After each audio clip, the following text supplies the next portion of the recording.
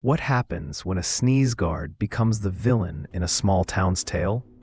In 2019, a little town in Ohio shocked its residents when they outlawed sneeze guards in restaurants, claiming they led to unsanitary conditions.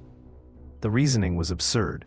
Officials argued that these simple shields encouraged food contamination. Restaurant owners protested, knowing their livelihoods were at stake, as diners feared coming into contact with uncovered food. As outlandish as it sounds, debates raged in town hall meetings, with citizens arguing for their favorite diners. Ultimately, after months of outrage and community pushback, the law was revoked, reinforcing the importance of hygiene in strange and unexpected ways.